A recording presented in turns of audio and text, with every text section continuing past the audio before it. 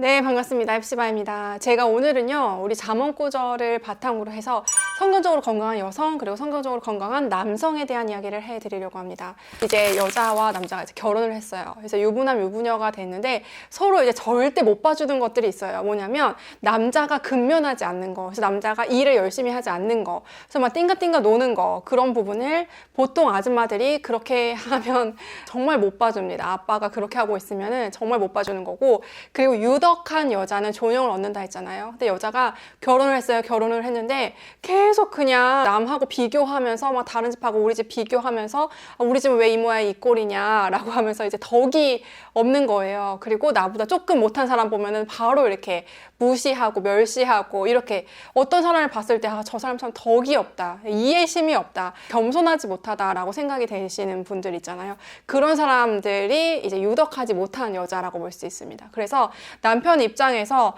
정말 같이 데리고 못 살겠다라고 하는 여자는 뭐냐면 눈만 너무 높고 포용력이 없는 그런 여자. 그런 여자는 진짜 못 살겠다 이런 생각이 드는 거예요. 그래서 여자는 이제 덕이 있어야 하고, 그리고 남자는 근면해야 한다라는 부분이 잠언에 나와 있는 거죠.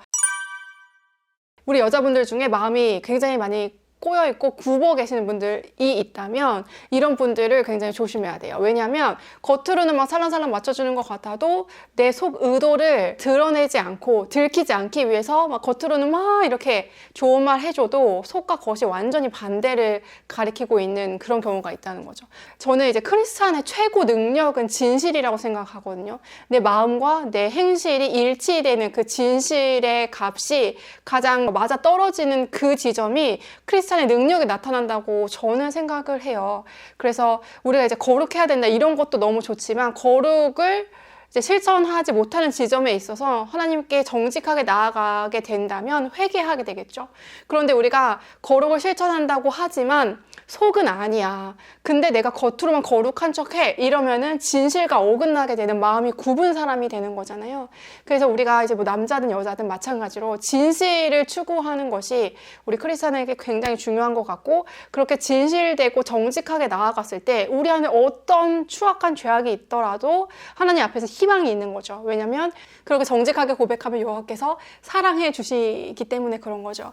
그래서 이제 마음에 굽지 않은 것이 굉장히 중요하다. 그래서 마음이 굽지 않은 형태, 그래서 마음이 진실된 형태로 가는 사람, 이런 사람이 유덕한 여자다라고 이제 저는 적용을 한번 해봤습니다.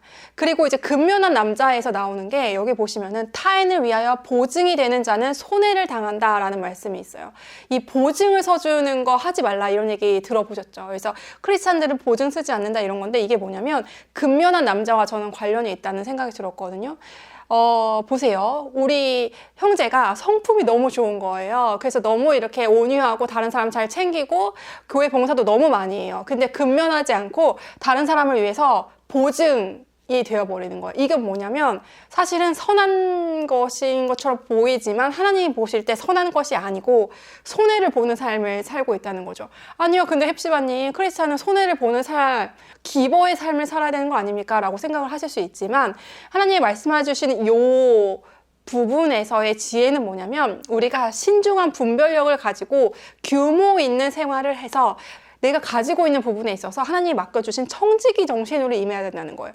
그거는 재물도 마찬가지고 우리의 시간과 에너지도 마찬가지고, 그리고 우리가 봉사하는 것도 마찬가지고, 하물며 이제 사역하는 것도 마찬가지예요. 하나님께서 우리한테 허락하여 주신 분량이라는 게 존재하고 맡겨주신 것이다 라는 관점으로 청지기 자세로 일을 해야 되지, 좋은 일이다, 타인을 위해서 보증 쓴다, 좋은 일이다, 무턱대고 성급하게 해서는 안 된다는 거죠. 이게 뭐냐면 근면한 남자와 반대되는, 그렇죠, 게으른 남자가 될 수 있다는 거죠. 생각이 게으른 거예요. 그래서 성급하게 그냥 도와주고 성급하게 사업 벌리고 성급하게 투자하고 이런 남자는 하나님 보실 때 건강한 남자가 아닐 수 있다는 거죠.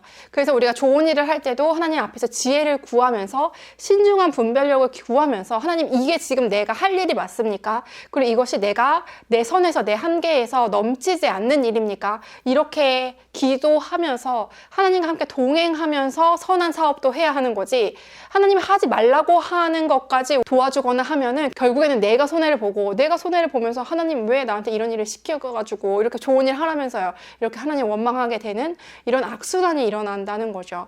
그래서 하나님 앞에서 우리가 규모 있게, 좋은 일을 하더라도 규모 있게, 이게 뭐냐, 근면하는 것, 부지런하는 것과 연관이 된다는 거죠. 그래서 부지런한 남자는 내가 가지고 있는 것들을 하나님 앞에서 잘 지키고, 그리고 내가 가지고 있는 것들을 하나님 앞에서, 하나님 안에서 나누고, 내가 가지고 있는 것들을 우리 가정에게 적절한 쓰임새로 공급해주고, 이런 것들을 충실하게 하는 남자.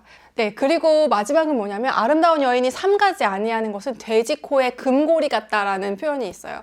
그러니까 돼지한테 액세서리를 아무리 해봤자 그게 무슨 뭐 의미가 있겠어요. 아름답지 않잖아요. 이런 것처럼 아무리 이제 겉은 이제 화려하게 꾸미고 되게 아름다워요. 그치만 유덕함을 갖추지 못한 여자 있잖아요. 덕이 없고 예의 바르지 않고 정숙하지 않고 높아지는 것만 바라고 있는 그러한 여자.